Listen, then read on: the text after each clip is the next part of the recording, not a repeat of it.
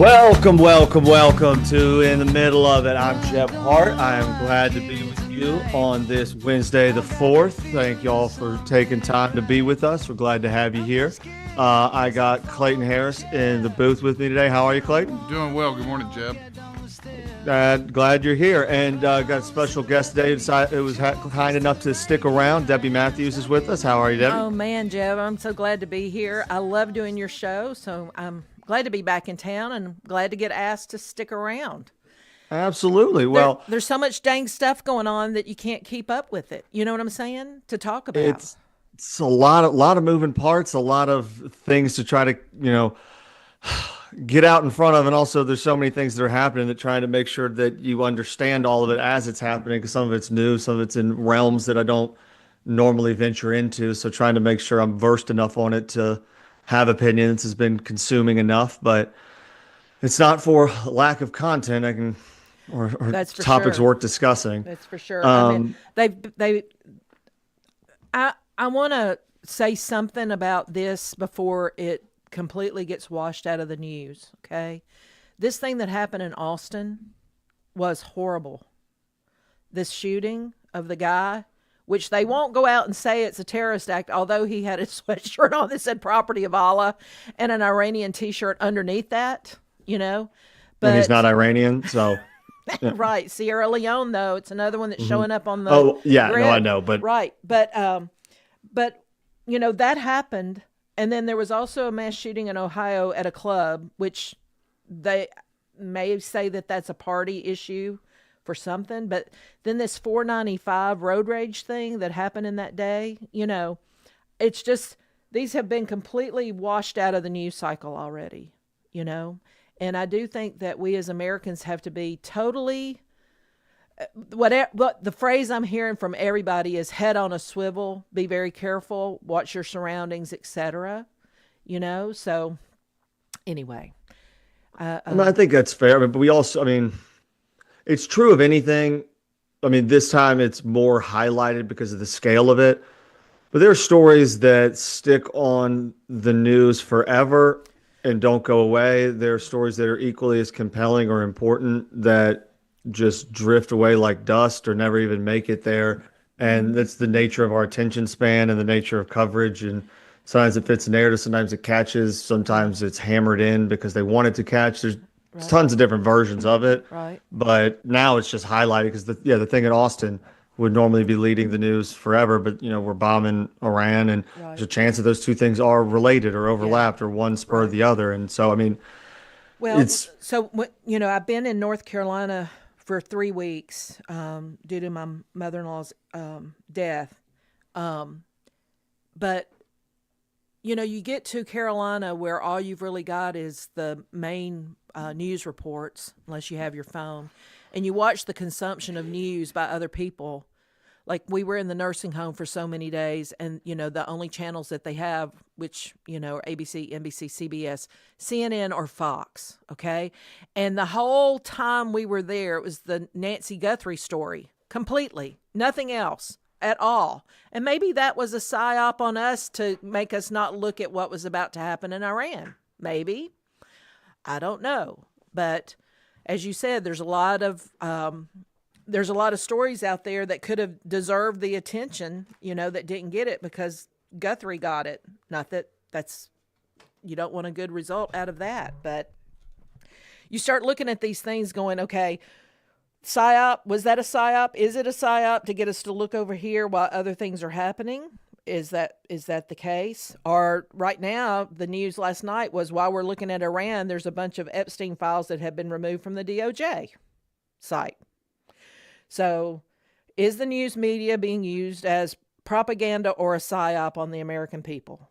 That's where I am. I'm asking the question, am I thinking or am I conditioned? Which is where I'm landing today, Well, there's a version, there's two sides to that, because if you're thinking about it, then you can allow yourself not to be conditioned by it. But also from a media standpoint, it could be directed. It could be part of a if it plays the Nancy Guthrie thing it got clicks, it got people engaged. And so from just a business perspective, if it's working, you keep leaning into it until it's not. Yeah. I mean, there is it an ulterior motive behind it? I don't know.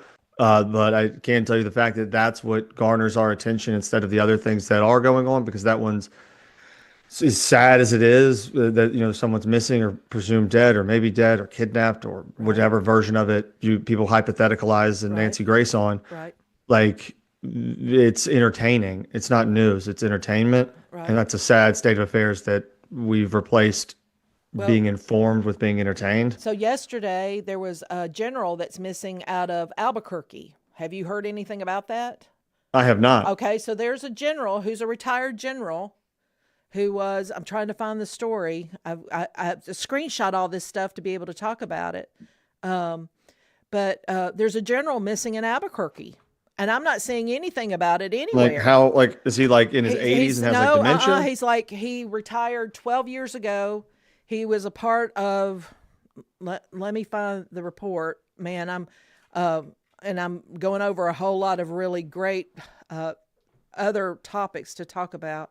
Um, but here is this general that was 12 years from retirement, had been on some things, and now 12 years from retirement or he retired 12 retired years 12 ago? years ago. He retired, but he's missing in Albuquerque. He's gone. Oh, this is the William guy. McCaston? This is the guy that has to do with the aliens, right?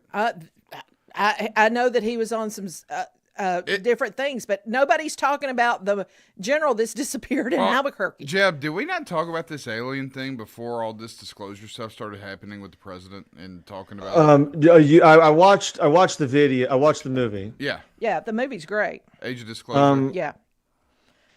So I mean, Hang on, let me pull general. I thought the movie was good, but the only difference between that and any other like History Channel like Aliens one was the credibility of the people talking. Right. The actual information wasn't any different than what a lot of the people who you deem as crazy say, and the evidence or the videos and things like that aren't things we haven't seen. So it wasn't groundbreaking. It was just the people who were saying it. And even then, they weren't saying anything overly definitive outside of, we know that there's something, we don't know what it is. So it was more of a, we're as clueless as you are, and we're going to stop pretending that there's nothing. Because I think for a long time, the government had this, they wanted to seem omnipotent and all powerful and knowing. And if something was there, they knew everything about it. I think now they're comfortable enough saying they don't know, or at least that's where it's going to, especially with, because you could get away with that in the 50s when someone, in order to get a video footage of someone, you had to get the lighting right, the camera set up, and it wasn't around. It was just your word versus theirs. The government could be like, nope, and that was the end of it. Right. Okay, so the FBI joins the search for missing retired Air Force general with ties to UFO-linked military base. He's 68 years old. Retired Major General William Neil McCaslin, 68, was last seen in Albuquerque about 11 a.m. Friday. So they have issued a silver alert, but I'm at 68 years old for somebody that was in the military. He's probably in pretty good health. He's a young man. Yeah. So, but not her. The Post has reported on it, but you've got a woman that's missing, and now you've got a general's missing, and they're within 600 miles of each other. Not that they're related. I'm not saying they are, but I just think it's interesting what got the attention and all the media push. Because I think the American public was really ticked at the media push on Nancy Guthrie. Most everybody was like, this is too much. There's other things going on, to have 24/7 Nancy Guthrie going on. But So when you were talking about this, I looked it up, and I'm shocked you didn't bring this up. So the general, while he's tied to the UFO stuff, these are some hot button names here. 2016, WikiLeaks released the emails, the John Podesta emails from Hillary Clinton's campaign chair, an advocate of UFO disclosure. And in one of the emails, Tom DeLonge, the Blink 182 guitarist who created the UFO research organization, wrote Podesta saying, when Roswell crashed, they shipped the laboratory at Wright-Patterson. General McCaslin was in charge of that exact laboratory, was the email. And that Wright-Patterson base is in Ohio. Is it Wright-Patterson is in Ohio? Yes. Okay. That's They're where Dayton, right? I think it's near Dayton. I think so, but what the hell is he doing in Albuquerque? Well, I don't know. I don't know why there's no attention being paid to this. Again, we're on Iran. Anything that happens in Israel, it's 24, or with Israel, it's 24 hours a day coverage on Fox News. If it were, anyway, we are now watching. Well, I mean, we talk about the stuff that happened in Iran and the 30 to 40,000 protesters they killed. That didn't get much coverage. The slaughters of their own people in Yemen, and what we choose to care, like the fighting on the borders of Pakistan and Afghanistan that had been going on before all this and everything else. Like what we choose to be fixated by or care about or think is the biggest thing in the world. Like everything's important to each individual who's involved in it, but at scale, we tend to highlight one thing as being the most important thing in the world, and one thing isn't. Right. And one thing matters, one thing doesn't. One thing is a genocide, one thing is a sovereign nation doing what they want to do, and we're not allowed to say. Like, it's a weird, jump between just double dutching of priorities and dismissing those other things that might be on equal footing as far as importance goes. And some of that might be media coverage or how much. In a lot of instances, like if you're from there, obviously it matters to you. If you know people from there, it matters. Or if that's your heritage, it matters. But a lot of times it's your friends care a lot, or you're indoctrinated with it on the news from one angle, and you think it's something that it is bigger than it is, or it's worse than it is, or more important than it is. Not to say it's unimportant, but in the grand scheme of things, sometimes it's another story in a messed up world. And I think if we start living the world where every single story is the end of the world, we're going to drive ourselves nuts. I don't disagree with that at all. Like, I mean, I agree. I mean, it's just, everything's not the end of the world. I mean, like Debbie, who I assume probably just went to the bathroom, but like, it's like we're going to start World War III. We'll see. I doubt it. Yeah, I doubt it. And on the other side of the break, we'll take a break if you want to go ahead and we'll take it early. Yeah. I have a theory on what Trump's doing, and we can talk about that on the other side of the break. I'd love to hear it, because I have a multi-pronged version as well. Let's see if they dovetail in. Yeah, we'll do that. We'll take the break right now, and we'll be back right after this. All right. Sorry, guys, I had to run to potty. This is Coach Tredaris Goff from Columbia Central High School football. You are listening to 101.7 WKOM in Columbia, Tennessee. Hi, I'm Robert Rogers at Parks Motor Sales Buick GMC. And I'm Michael Parks Lawrence at Parks Motor Sales Buick GMC. Together, we're Mr. Bobby Parks' grandsons, and we run his dealership, and we are glad to be part of our local community. Being family owned and operated, we invest heavily in our community. We do things like sports teams, schools, bands, you name it. We try to help everybody we can. The reason why we do this is because we all love this community. So come do business with us, your neighbors, at Parks Motor Sales in Columbia, Tennessee, right off Nashville Highway, or at parksmotorsales.com. Let's talk custom design jewelry. Did you know Tillis Jewelry in downtown Columbia creates custom design jewelry and has been for over 30 years? From one-of-a-kind engagement rings to wedding bands and so much more. We want each piece to be as unique as you are and create a family heirloom for tomorrow. Call today and make an appointment with one of our designers. And just for calling, you will receive a free 30-minute consultation. Tillis Jewelry, creating custom jewelry proudly in Tennessee.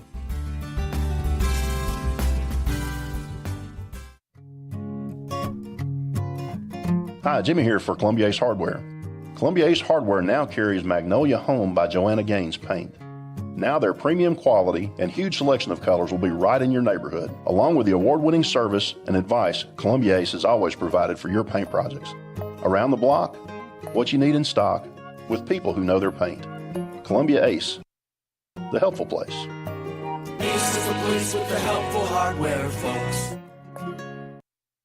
Do you have trees that need trimming or removed? Do you have stumps that you want grounded? A1 Tree Trimming and Removal is a family-owned and operated business local to Columbia and Lewisburg. They also service surrounding Middle Tennessee. We are licensed and insured and provide free estimates. No job is too big, no tree is too small. Give old Luke a call or text Luke at 931-359-3113. Or you can check them out on Facebook and tell A1 Tree Removal that you heard this ad on the radio. If you love America, then you will love A1 Tree Removal.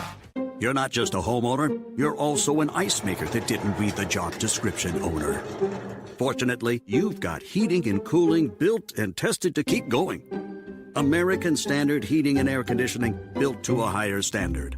Call Davis Heating and Cooling at 931-388-2090 for all your home comfort needs. Davis Heating and Cooling is your local independent American Standard dealer and proudly serves the Murray County area. Find Davis Heating and Cooling online and on Facebook or call today, 388-2090. Hey, this is Seth Moss at Tennessee Valley Equipment, a premier FAE PrimeTech, Bandit, and Surex dealer. We are your dealer for all of your land clearing and forestry mulching needs. We sell equipment, provide repair service, and parts along with a rental fleet of mulching equipment. We also offer mulching teeth, blades, and sharpening. Our number one priority is getting you up and running as quickly and affordable as possible. Tennessee Valley is located at 300 Santa Fe Pike in wonderful Columbia, Tennessee. Stop by or give us a call today at 931-981-9812. This is Debbie Matthews with the Nashville Realty Group, and if you've been paying attention, you know the housing market has been tough, but rates are beginning to thaw. So if you're thinking about selling, the time to jump in is getting better every day. But if you're thinking about buying, and those interest rates are still a little bit too high, a good agent knows how to negotiate interest rate buydowns, and I'm a good agent. So call me, Debbie Matthews with Nashville Realty Group, 615-476-3224. This is Hal Landers, owner of Landers Insurance Agency. We are an independent agency representing the famous Erie Insurance Group. Landers Insurance Agency has been committed to providing great rates and great service since 2002. Whether it's home and auto or business or life insurance, we've got you covered. 24/7 in-house claim service, we've got that too. Visit Landers Insurance at 514 North Garden Street, Columbia. Call us at 931-380-2003. Our website is landersinsuranceagency.com and follow us on Facebook and Instagram. This is Trip Stoltz with Columbia Ace Hardware. I love listening to 101.7 WKOM FM, Columbia, Tennessee. The Philadelphia Church of Christ invites you to a gospel meeting beginning Sunday, March 8th at the historic church building at 2567 Fred White Road. Morning worship starts at 9:30 a.m. as daylight savings time begins. Sunday evening worship starts at 7 with Wayne Seaton as the speaker. Services continue Monday through Friday at 7 with Greg Gwynn, Jason Shackelford, Keith Hamilton, Jim Deason, and Eric Reynolds as the speakers. Come grow in faith and experience the spirit of brotherly love at the Philadelphia Church of Christ. The Mules are back in town, April 9th to 11th at the Murray County Park. Don't miss the Mule Day Parade, 11 a.m., Saturday, April 11th. Visit muleday.com for a complete schedule of events. The first 100 visitors through the main gate each morning will receive a packet of discounts and special offers from our wonderful sponsors. Brought to you by Hiller Plumbing, Heating, Cooling, and Electrical. Happy you'll be or the service is free. And the Murray County Visitors Bureau. Plan your visit now at experiencemurray.com.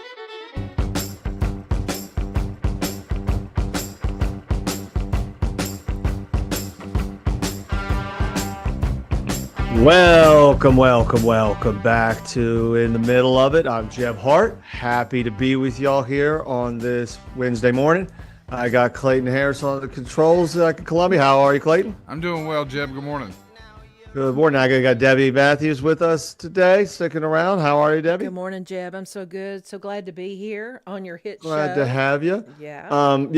Before we went to break, Clayton had a hypothesis that he wanted to toss out there. Okay. I would like to hear you hypothesize. Well, I mentioned this to Debbie during our last break of Three Dudes, and look, I'm a Ron Paul guy. Me too. And Ron Paul's head's exploding over this. It is, and I'm 100% not for having boots on the ground.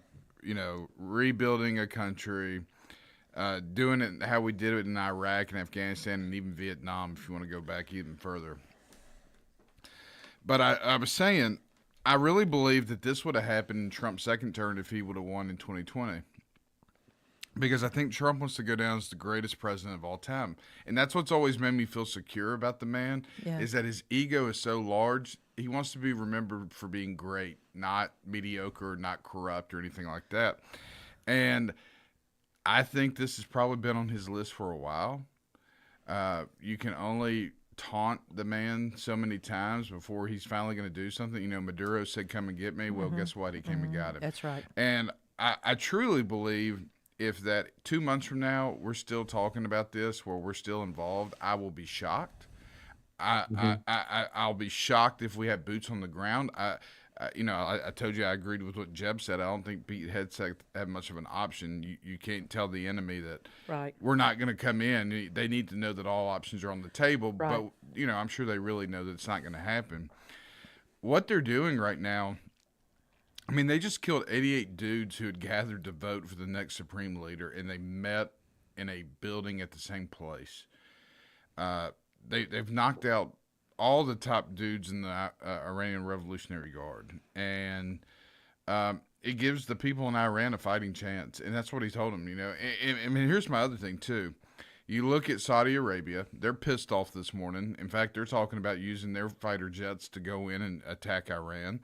I think if you're Trump, you tell Saudi Arabia, say, hey, you're the big dog over here. You need to get this right. For your own sanity, you need to help get this right. Turkey, you need to help get this right. All you other Middle Eastern countries and Israel, you need to help get this right. But as far as us coming in, putting boots on the ground, us coming in trying to run elections, that is not going to happen. And I'm hoping that's what Trump ends up doing. I have a sneaky suspicion that's what he'll do.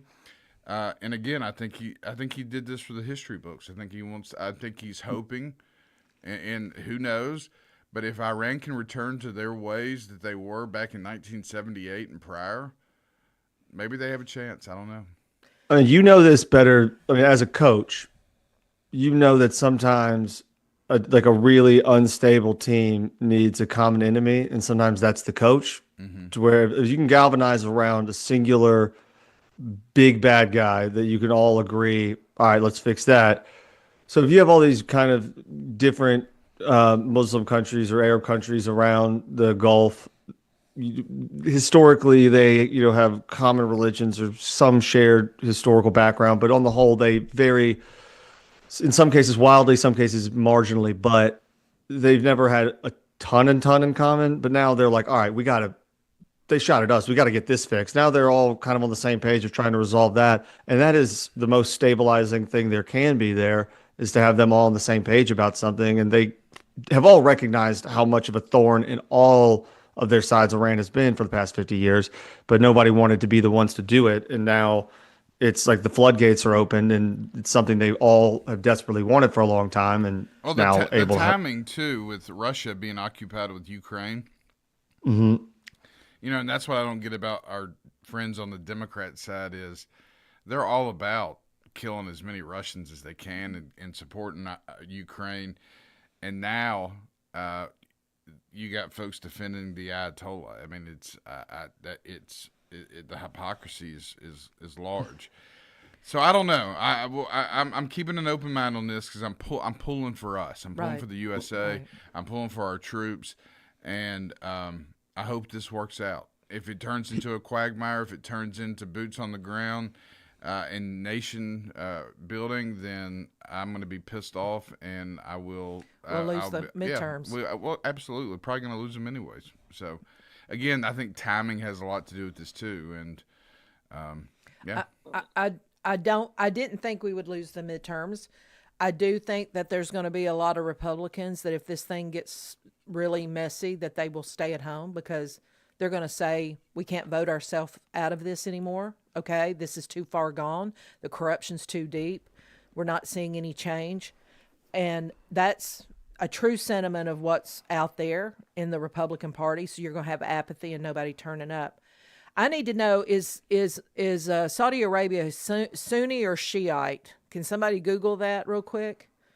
Because we need to know that. That's going to be a big thing. Because when this, if Iran cracks open and then becomes into a civil war, the destabilization of natural gases or gases through the Gulf of Hormuz, right now too, Jeb, I mean, I really want your thoughts on this. We eliminated China getting any oil from Venezuela. The first thing. All right, so that was going to be my point here on all of this, is that when we talk about escalating pressure on Iran or the parallel moves surrounding Venezuela, we usually frame it in the terms of security, nuclear programs, regional politics. But there's another lens worth considering, and that's the global energy leverage, and more specifically, as you discussed with China, because China imports roughly 11 to 12 million barrels of crude oil per day. A significant portion of that, around 2 million, comes from those two places. Right. And so, and under heavy sanctions, which is a note Right, I'll probably get to in a right. second, because Iran and Venezuela, those barrels are valuable not just because of the volume, but because they're cheap. Sanctioned oil often trades at a discount because of several dollars per barrel and moves through an opaque shipping networks, alternative They call payment it systems, the ghost barges that are and moving. gray markets, ghost boats, and weird financial channels. So now we're disrupting those two supply chains simultaneously. If Iran exports are reduced through military pressure and Venezuelan production comes politically aligned with Washington or more tightly regulated, at least, China loses access to a major pool of discounted crude. Right. In even a modest loss of a discount, say $8 to $10 a barrel across 2 million barrels a day, adds up to $8 billion annually to China's energy costs. But the ripple effect goes further than that, because China would need to replace those barrels from oil from more transparent markets, Saudi Arabia, Brazil, the United States, and others, where prices are higher and payments flow through global financial systems that the U.S. still largely influences and regulates. So at the same time, the shipping risks in the places like the Strait of Hormuz could raise insurance costs and tighten supply routes across the entire Asian energy market. So the strategic question becomes this: like, what does the regional military action may also function as an economic pressure on China's supply chain for their energy? Because if you limit the availability of discounted oil and force a major industrial economy to buy higher cost barrels through more regulated channels, you don't just affect fuel prices, you influence trade balances and imbalances, manufacturing margins, and financial leverage. So to be clear, this is not a confirmed motivation, but in the world of geopolitics and energy flows and financial systems, they often sit right beneath the same surface of the same story. Yeah. And when you follow the oil, you discover the real game being played, and you follow the money. Right. And once you recognize that they're slowly being boxed out, or at least being forced into regulation, with or without their approval, I think the whole thing is more or less either a primary China play or an ancillary China play, one way or another. So do you think, so China buys Russian oil, even though it's sanctioned, on these ghost ships, and has been buying Iranian oil on these ghost ships. So does I guess the Russian oil flows through the port of where? Where does that flow through? I mean, they're close enough in some places. I mean, I'm not sure if they have pipelines over there. I can look into it. Well, so because I know, what's the port that they took back under Obama, which they needed in the Black Sea? What was the name of it? I can't. Starts with a C, I think. What's the name of the city? What's the city that? Cyprus? No. Russia went back into Ukraine and took. Oh. What's the damn name of that? Crimea? Yes, Crimea. Yeah, the Crimea. Yeah. Right. So the Crimean Sea, on the Black Sea, I don't know where the Russian oil would get out of Russia. Does it have to go through the Strait of Hormuz, or is this going to block that up too? Because right now the Strait of Hormuz is closed. Okay. I mean, Denmark quoted, I think yesterday, that a gallon of gas was $10 a gallon now. Okay. So, or a liter, however that they are doing it. And they have a direct pipeline from Serbia into China. Okay. So they don't have this. But is not going to. But Iran does not. They have because that would have to go, because they share a border, Serbia and China. Right. Iran and China don't. So I mean, they go through the Strait of Hormuz all the way down and around, up and over. So I mean, it's not the most efficient of paths to take. So I mean, I just. So that's an ancillary portion of it, I think. Who do you think China would buy their oil from then? Who do you think? Are they going to continue with Russia and up that game? Well, there's two sides to this. They would up it with Russia, but Russia at this point doesn't have. They have to maintain energy independence due to sanctions and a few other things, but they have less to give. But it's either forcing them to purchase from somebody else, or at least forcing them to purchase on a non-gray market, which helps to stabilize the global like oil trade, because if that many barrels a day are being unaccounted for, yet they are being sold, the market isn't reflective of the overall cost per barrel or the overall production numbers of what the world global. And just because the Strait of Hormuz is closed down, like the US doesn't get really any oil from there. We're energy independent in that regard from here, so we don't really ship stuff in.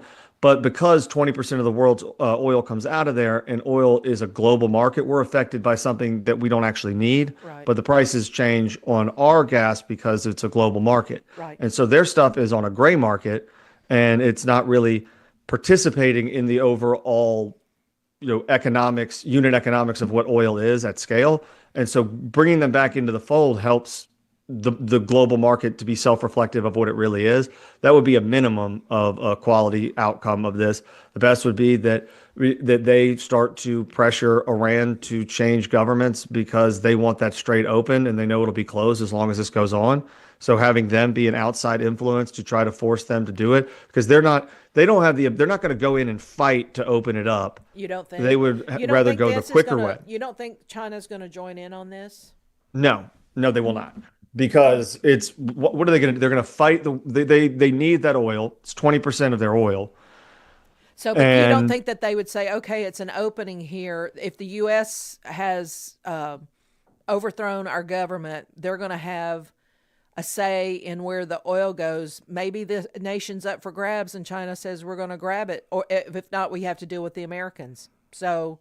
I think it's right now. The only thing China would do right now with our fleets moved around would be take Taiwan, would be their move now, because we're not over there, and so letting this go out a bit further is good R&D for them.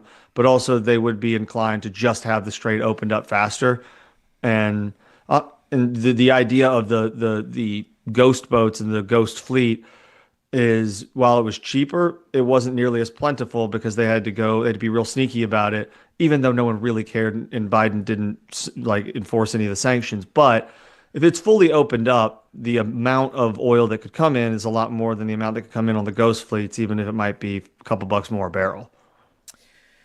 Well, I'm watching every day just to see where or what is going to happen next. So. But if Lindsey Graham has his way, we're going to be bombing Lebanon. And then the Israeli guy was in front of the UN yesterday, I guess the Security Council, and he basically said the direct threat now is Turkey. It's and his speech about Turkey just was like, holy crap. Okay, this is going to continue. So I don't know. I will give Trump credit though, because there's all this talk about how Israel wants to continue their pursuit of the West Bank, and Trump said, hell no. They've gotten enough already. It's not going to happen. So that gives me hope that we are willing to tell them no. Yeah, but Mike Huckabee's interview on Tucker basically said that Israel deserves all of that and more for the whole Middle East, that they want to be a regional landowner. And if you haven't seen the Tucker interview with Mike Huckabee, you need to watch it. It was a disaster for Mike Huckabee. It was a mess. Yeah. It was a mess. And this war started when everybody was pissed about that interview. But this is my big thing. I don't think that's related. Oh, no, they were pissed about the Mike Huckabee interview because he basically said, Israel should be able to take as much land in the Middle East as they want. It's there. Well, I don't think that the timing of the bombing was in any way related. I'm not saying that was the case. I'm just saying before the bombing, and then hence Iran hitting these places. If it's Iran hitting these places, but I'm coming back to what Clayton just said. Trump loves to be loved, and the Iranian people right now. Trump is incredibly popular in Iran. He's credibly unpopular in Israel, and that strokes his ego. And this first year of his administration, which I have been thrilled about for the most part, it has turned to international stuff more than domestic stuff. And I don't want to hear about international stuff. I want us to fix America first. And that's been, when we're talking about other things outside this country more than we're talking about inside this country, I have a problem. And that's where my rub is, because I know Trump loves to be loved. And is he doing this for that reason, So. And I think it's a fair question. I agree with most of that. We'll circle back on that at the next segment. Thank y'all for being in the middle of it. I'm Jeff. We'll see y'all in just a minute. Everything you thought you might be somebody. Oh my God, I was a little child, had so much. This is Coach Tredaris Goff from Columbia Central High School football. You are listening to 101.7 WKOM in Columbia, Tennessee. We at Hollins Pharmacy must be doing something right. We've been providing pharmaceutical services in the Middle Tennessee area for over 60 years. The guiding principles of our business are fast, accurate, friendly, personal service. We do not have long waiting lines, and our phone calls are answered by a staff member. We strive to get to know our customers by name, not just a date of birth or number. We are your locally owned hometown pharmacy, and we appreciate your business. We urge you to come visit us at Hollins Pharmacy, 1608 Hatcher Lane here in Columbia. Hey, this is Derek Ransom with 10 Pin Alley, voted #1 family entertainment center in Murray County. We offer 32 bowling lanes, giant arcade, laser tag, bumper cars, and a full cafe and bar menu. We also specialize in group events, kids and adult birthday parties, company parties, sports team parties, and holiday parties. We're located at 322 East James Campbell Boulevard in Columbia. Call us today at 931-381-BOWL or visit us at 10pin.com. 10 Pin Alley, it's where the good times roll.